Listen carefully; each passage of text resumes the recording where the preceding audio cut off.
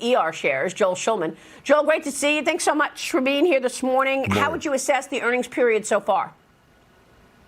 All about AI. This is last year. The story is all about NVIDIA. And this morning, last night after hours, a company called Supermicro Computer, we actually owned this stock. It was up 13% pre-market. It's a supporter to AI, to NVIDIA. This market is all about AI. We saw IBM earlier this month pop. So, I mean, this one stock is up 500, 600% just since April. So this is an AI market, and any company that's kind of playing off the AI is really benefiting in this market. Yeah, we got a little deja vu from the 1990s and dotcom, right? All of a sudden, everybody wanted dotcom at the end of their name. Now everybody wants to be involved in AI. Is that going to be enough spark for growth to offset what we're seeing as a slowing growth story for the macro story?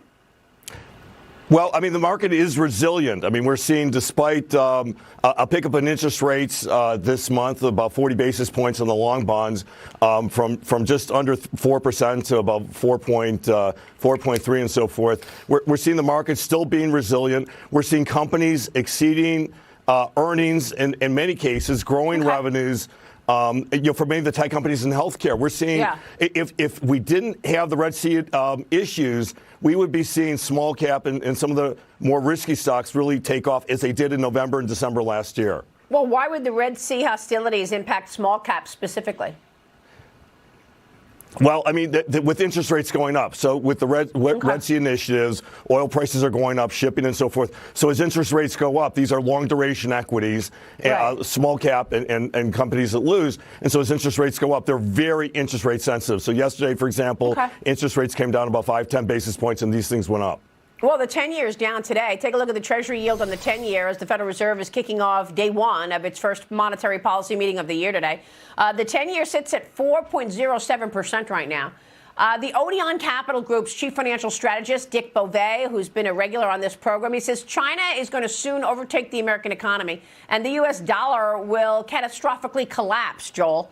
Pretty stunning statement from Dick Beauvais. Your thoughts? Well, So China may eventually, be on par with the U.S., but not anytime soon. I mean, they're having major economic troubles. I mean, they've got the Evergrande real estate crisis just liquidated, announced liquidation yesterday. I mean, and China's real estate market is about 10 to 15% of the GDP, and then when you look at the multiplier effect, it's much more significant. So China is having significant economic problems, and so and they're going to have other problems too in terms of their infrastructure. But in terms of the dollar, I'm very focused on this because as we see the bad actors in the marketplace, which includes Russia, Iran, North Korea, even India, which is our friend, is starting to move away from the dollar, and these stable coins and currency and so forth, using a digital currency going away from the dollar is going to be very problematic. We've talked about this before in your show, and I think this is going to be a recurring theme for the next few years. The dollar is going to be under pressure, and this is a big concern. So that part I 100% agree with.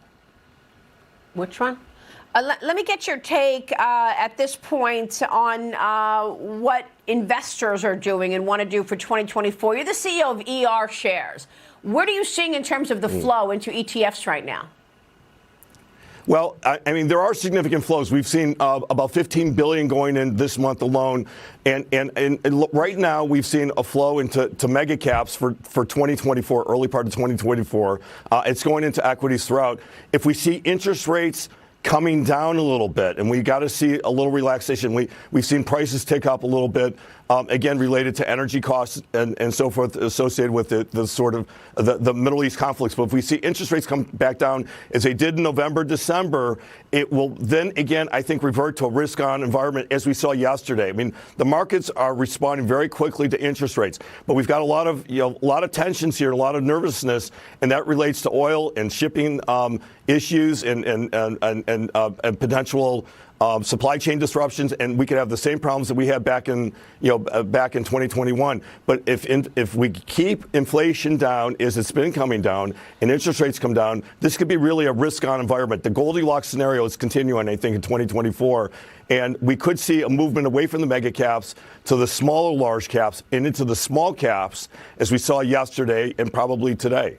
Yeah, no. So what I want to really understand is what you're seeing from your vantage point. You run ERShares. So I'd like to know, do you see a change in the flows? Where are people putting their money right now? Yeah, I think just in the last few days, we're seeing money flowing in to small. They're flowing into small caps, and they're flowing in specifically. This is a stock pickers market where they're moving into specific stocks in tech and specific stocks in healthcare, which have high growth. We're seeing strong movement. In fact, last year we were up about 52%, and we're seeing that continuing now early part of this year, and it's very specific. So companies like I just mentioned earlier that we're focusing on AI and healthcare, we're seeing cybersecurity. So we're seeing very specific stocks that are doing well. And overall, we think it's going to be a tech market and a healthcare market and high growth. We think it's going to be high growth in 2024. Tech and healthcare, that's high growth. I agree with you. But, it's also partly the Fed. So we spoke with Nick Timiraos earlier in the show, the Wall Street Journal chief economic correspondent, and he basically said it's all about what Powell says in the press conference tomorrow. And, of course, the last time we heard from Powell, he was quite dovish. Here's Nick Timiraos with me about an hour ago. Watch. I think one question is, how do they massage the language in the statement? And then, of course, how does Jay Powell, the chair, play things at the press conference? Last time, he struck people as more dovish than they expected. He said, we did talk about rate cuts today. And so the market reacted to that. That could lead him to want to, be a little bit more careful. We'll see. He has every reason here to keep his options open. And so it'll be up to us in the press corps to try to pin him down. So they want to pin him down on whether or not interest rate hikes are now off the table. Will we learn that tomorrow? What we'll probably hear, I think we will learn that part of it tomorrow. I think a lot of people are anticipating, about 50% of the market believes we're going to have a rate cut in March. I'm not part of that group. I think we're not going to have a rate cut in March. I think what they'll probably do is keep the option open to raise rates down the road. But I think more likely they're going to say, look, eventually, if you look at the dot plot, it shows that they're going down about 1% a year for the next 3 years. I think he's going to try to inform the market. Don't expect rate cuts anytime soon, which implies we're not going to have it probably in March, maybe following meetings, the second quarter. But I think he's going to send a very strong signal, particularly since we've seen energy costs rise. We're continuing to see some healthcare costs rise in some other areas as well. We're seeing sugar prices rise. I think he's going to try to inform the market, look, we're not going to have a rate cut in March. We're probably going to have it maybe second quarter or third quarter, but don't push us too soon. We'll see. It's going to be an important meeting tomorrow. Joel, thank you. Joel Schulman joining us.